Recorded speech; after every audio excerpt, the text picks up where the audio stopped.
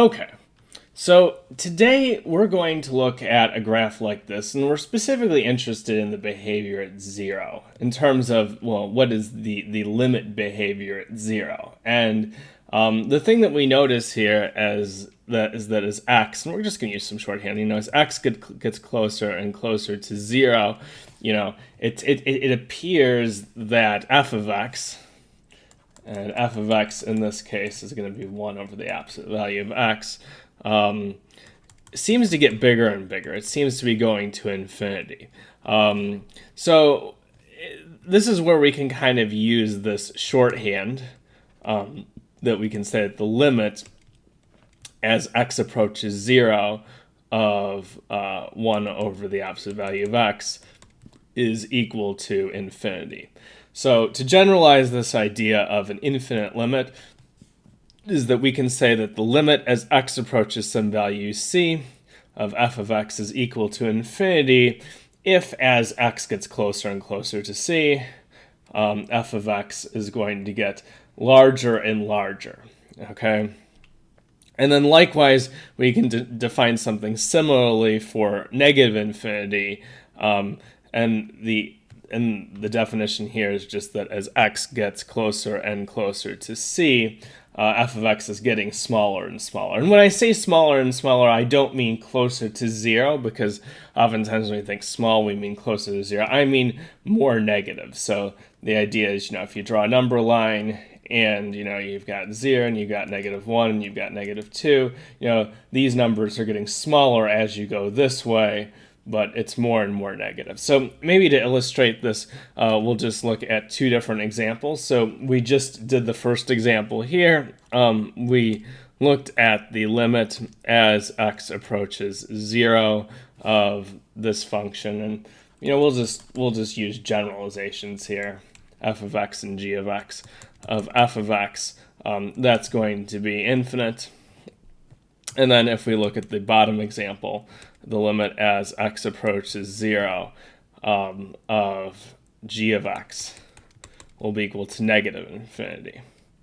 So the natural question then becomes, well, what do we do when we have something that, we have different approaches from the left and from the right? So this will be the example, f of x equals 1 over x. What do we do in a situation like this? And, the natural thing to do is to kind of use the one-sided rules that we used before. The idea was that, from the right, this seems to be going to infinity, so that'll be its own limit. From the left, it seems to be approaching negative infinity, and we can use those particular notions. But the one thing we have to really understand, and that does work, and there's nothing intrinsically wrong with that, but the one thing we have to understand about infinite limits is that they're not really limits, okay?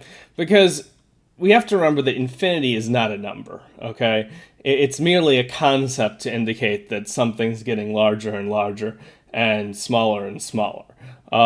So really, when someone says that, the limit as x approaches, some value c of f of x, is equal to infinity,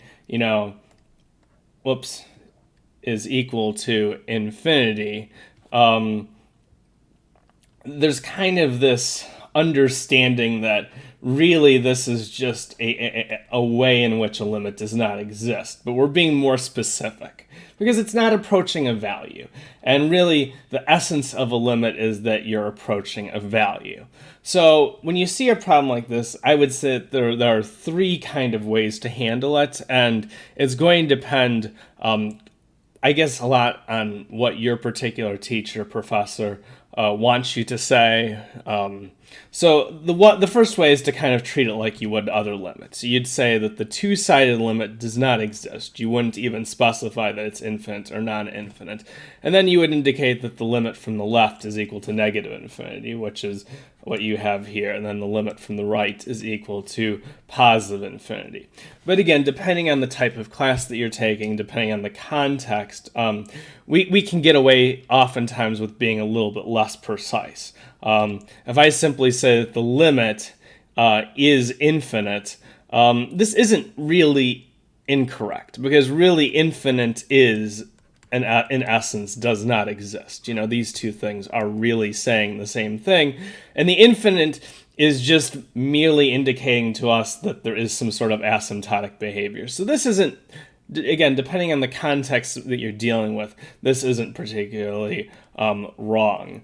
And if we deal with something like this particular limit here, you can also use a plus or minus infinity to indicate that it's either positive or negative infinity. Again, depending on the context, depending on the application, these two might be acceptable answers depending on what you're looking at.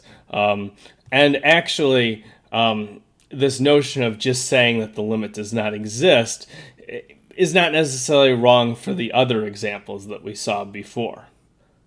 So if I would have said in the last example that the limit as x approaches 0 of f of x does not exist, that wouldn't necessarily be incorrect either. Again, for both of these examples too. So as I said, I think how you specifically indicate your answer for infinite limits is often going to be dependent on the class that you're taking, the professor or teacher who might want you to do a specific thing. I would ask them what they want. Some people are going to be very strict about the notation here, others won't, and especially if you get into a higher level class, simply saying that the limit is infinite is going to probably be more than sufficient. So that's going to be it for today. Hopefully you found this helpful, and as always, take care.